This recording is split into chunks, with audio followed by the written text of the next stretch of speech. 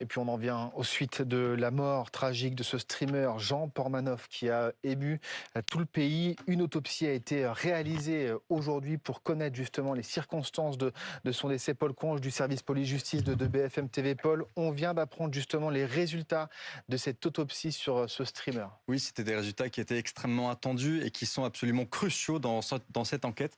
Eh bien, selon le parquet de Nice, la mort de Raphaël Graven, Jean Pormanov, ne résulte pas des maltraitances qu'il a pu subir dans les 12 jours qui ont précédé sa mort. On rappelle qu'il avait passé 298 heures en live pendant lesquelles il était sur la plateforme Kik, subissant les humiliations et les brimades de ses deux acolytes. Eh bien, deux médecins légistes ont réalisé cette autopsie ce matin et à l'issue des opérations, voici ce qu'ils concluent: absence de lésions traumatiques, tant internes que externes, ni au visage donc ni au crâne, absence de lésions correspondant à des brûlures.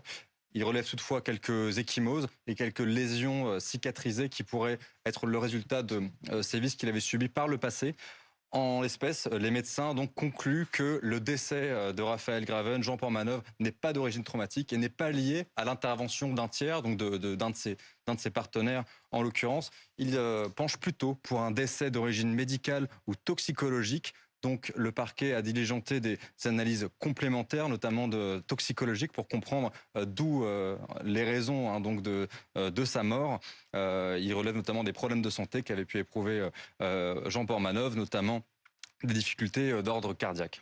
Autopsie capitale, pour autant, l'enquête se poursuit, bien sûr, à la lumière des événements, des images et également l'émotion que tout cela a suscité, bien sûr. Bien sûr, parce que c'est ce résultat qui est évidemment capital, donc ne sera pas le seul acte d'enquête qui sera réalisé dans le cadre de ces investigations. Hein. Les analyses se poursuivent, notamment l'analyse des séquences vidéo des 300 heures de live qui ont précédé sa mort, et les enquêteurs se poseront la question de savoir tout de même si ce lien peut être fait entre ce qui s'est déroulé avant et la survenue de sa mort. Donc il y a une double enquête désormais qui est ouverte, confiée à la police judiciaire et à l'office anti-cybercriminalité.